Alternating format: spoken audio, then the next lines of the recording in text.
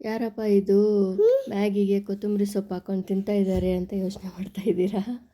ಇದು home made Maggi ಕಣ್ರಿ, ಸೂಪರಾಗಿರುತ್ತೆ. Maggi packet ಮಾತ್ರ ರೆಡಿಮೇಡೇ, ಅದನ್ನು ಮನೇಲಿ ಮಾಡಿಲ್ಲ.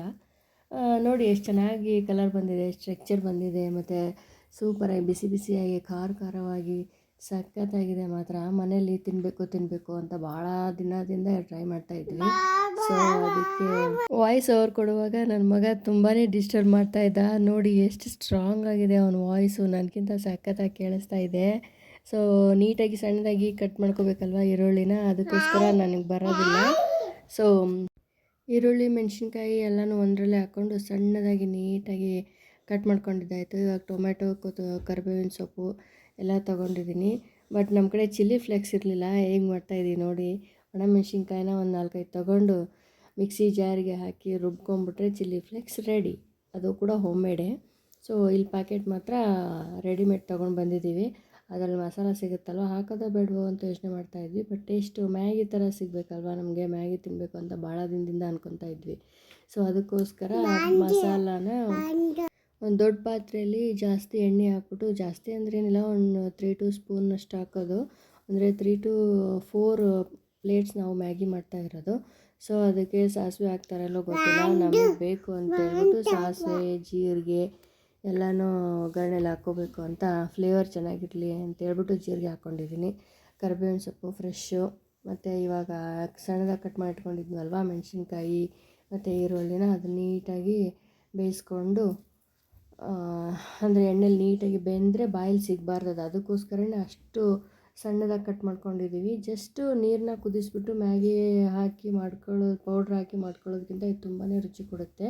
ಅದಕ್ಕೆ ಉಪ್ಪು ಹಾಕಿದರೆ ಬೇಗ ಬೆಂದ್ಬಿಡುತ್ತೆ ಈರುಳ್ಳಿ, ಅದಕ್ಕೋಸ್ಕರ ಫಸ್ಟಿಗೆ ಉಪ್ಪು ಹಾಕ್ಬಿಟ್ಟು, ಆಮೇಲೆ ಚಿಲ್ಲಿ ಫ್ಲೇಕ್ಸ್ ಫಸ್ಟಿಗೆ ಹಾಕಿದೆ ನಾನು, ಸ್ವಲ್ಪ ಫ್ಲೇವರ್ ಬಿಟ್ಕೊಳ್ಳಿ ಅಂತೇಳಿ.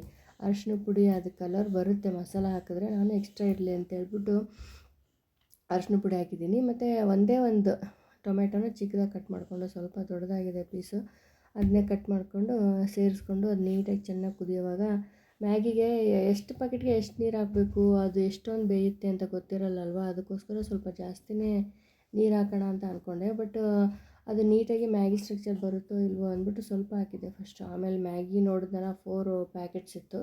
ಸೊ ಅದಕ್ಕೋಸ್ಕರ ಸ್ವಲ್ಪ ಜಾಸ್ತಿನೇ ಒಂದು 4 ಗ್ಲಾಸ್ನಷ್ಟು ನೀರು ಹಾಕ್ಕೊಂಡು ಸೇರಿಸ್ಕೊತಾ ಇದ್ದೀನಿ. ಅದು ನೀಟಾಗಿ ಕುದಿಯೋವರೆಗೂ ನೀಟಾಗಿ ಸ್ಟೇರ್ ಮಾಡ್ತಾ ಇರ್ಬೇಕು, ಅಂದರೆ ಕೈ ಆಡಿಸ್ಕೊಂಡು ಫುಲ್ಲು ಕುದಿಯೋವಾಗ ಮಸಾಲ ಹಾಕಿದರೆ ನಮಗೆ ಚೆನ್ನಾಗಿ ಫ್ಲೇವರ್ ಸಿಗಲಿ. ಭಾಳ ದಿನಕ್ಕೆ ಮನೇಲಿ ಅಪ್ಪ ಅಮ್ಮ ಎಲ್ಲ ಮ್ಯಾಗಿ ಹೆಂಗಿರುತ್ತೆ ಅಂತೆಲ್ಲ ಕೇಳ್ತಾಯಿದ್ರಲ್ವ, ಮಾಡಿಕೊಟ್ರಾಯ್ತು ಅಂತಲೇ ಪ್ಲ್ಯಾನ್ ಇತ್ತು. ಸೊ ಫುಲ್ಲು ಪ್ಯಾಕೆಟಲ್ಲಿರೋ ಮ್ಯಾಗಿನೇ ಹಾಕಿಬಿಟ್ರೆ ಅದು ಫುಲ್ ಲೇಯರಾಗಿ ಬಂದುಬಿಡುತ್ತೆ, ಅವ್ರಿಗೆಲ್ಲ ಎಳಿನೇ ಬಂದುಬಿಡುತ್ತೆ, ತಿನ್ನೋಕ್ಕೆ ಸರಿ ಆಗೋಲ್ಲ ಅಂದ್ಬಿಟ್ಟು ಒಂದರಲ್ಲಿ 2 ಪೀಸ್, ನನಗೆ ಆ ಥರ ಇಷ್ಟ ಆಗೋಲ್ಲ. ಸೊ ಹಿಂಗೆ ಫುಲ್ ಎಳ್ಕೊಂಡು ತಿಂದರೆ ಚೆನ್ನಾಗಿ ಮ್ಯಾಗಿನ, ಅದಕ್ಕೋಸ್ಕರ ಸ್ವಲ್ಪ ಜಾಸ್ತಿ ಕಟ್ ಮಾಡೋಣ ಅಂದ್ಕೊಂಡಿದ್ವಿ. ನನಗೆ ಇಷ್ಟ ಆಗಲಿಲ್ಲದಕ್ಕೆ ಒಂದರಲ್ಲಿ 2 ಪೀಸ್ ಮಾಡಿಬಿಟ್ಟು ಹಾಕಿ ಚೆನ್ನಾಗಿ ಕುದಿಸಿ ಒಂದ್ಸರಿ ಕೈ ಆಡಿ ಬಾಯಿ ಮುಚ್ಚಿದ ಆಯಿತು. ಇವಾಗ ನೋಡಿ ಎಷ್ಟು ಚೆನ್ನಾಗಿ ಕುದೀತಾ ಇದೆ, ಕಲರ್ ಕೂಡ ಸೂಪರಾಗಿ ಬರ್ತಾಯಿದೆ. ಅಂದರೆ ನಾನು ಚಿಲ್ಲಿ ಫ್ಲೇಕ್ಸ್ ಹಾಕಿದ್ದೀನಲ್ವ ಅದ್ರದ್ದು, ಮತ್ತು ಮಸಾಲ ಸ್ವಲ್ಪ ಲೈಟಾಗಿದೆ. ಅರಿಶಿನ ಪುಡಿ, ನಾನು ಅರಿಶಿನ ಪುಡಿನ ಸೇರಿಸಿದ್ದೀನಿ, ಚಿಲ್ಲಿ ಫ್ಲೇಕ್ಸು ಸೇರಿಸಿದ್ದೀನಿ, ಅದಕ್ಕೋಸ್ಕರ ಸೂಪರಾಗಿ ಕಲರ್ ಬರ್ತಾಯಿದೆ. ಇವಾಗ ಕುದೀತಾ ಇದೆ ಅಲ್ವಾ, ಅದಕ್ಕೋಸ್ಕರ ಅಷ್ಟು ಕಾಣಿಸ್ತಾ ಇಲ್ಲ. ಅದು ನೀಟಾಗಿ ಕ್ರೀಮಿ ಸ್ಟ್ರಕ್ಚರ್ ಬಂದ ತಕ್ಷಣ ಸೂಪರಾಗಿ ಕಾಣಿಸ್ತಿದೆ. ಘಮದಲ್ಲೇ ಗೊತ್ತಾಗ್ತಾ ಇತ್ತು ನನಗೆ ಮ್ಯಾಗಿ ಸೂಪರಾಗಿ ಬಂದಿದೆ ಅಂತೇಳ್ಬಿಟ್ಟು. ಇವಾಗ ನೋಡಿ ಸ್ವಲ್ಪ ಹೊತ್ತು ಬಿಟ್ಟು ಆದಮೇಲೆ ಒಂದು 5 ನಿಮಿಷ ಕುದಿಸ್ಲೇಬೇಕು ಅದನ್ನ. ದಪ್ಪ ಇದು ಶಾವಿಗೆ ಅಂದರೆ ಕಾಮನ್ನಾಗಿ ತೆಳ್ಳಗಿರುತ್ತೆ, ಬಟ್ ಮ್ಯಾಗಿದು ಆ ಥರ ಅಲ್ವಲ್ಲ, ದಪ್ಪ ಶಾವಿಗೆ ಇರುತ್ತೆ, ಅದಕ್ಕೋಸ್ಕರನೇ ಜಾಸ್ತಿನೇ ಕುದಿಸ್ಬೇಕಾಯ್ತು. ನೀರು ಹಾಕಿದ್ದೆ, ನಾನು ಹಾಕಿದ್ದೇ ಒಳ್ಳೆಯದಾಯಿತು, ಯಾಕಂದರೆ ಜಾಸ್ತಿ ನೀರು ಹಾಕಿದ್ದಕ್ಕೇ ಅದು ದಪ್ಪ ಶಾವಿಗೆ ನೀಟಾಗಿ ಬೇಯೋದಕ್ಕೆ ಸಾಧ್ಯ ಆಯಿತು. ನೋಡಿ ಎಷ್ಟು ಎಳೆ ಬರ್ತಾಯಿದೆ ನೋಡೋಣ ಅಂತಂದು ಎತ್ತಿದ್ನ, ಅದಕ್ಕೆ ಅಷ್ಟು ಚೆನ್ನಾಗಿ ಬರ್ತಾಯಿದೆ.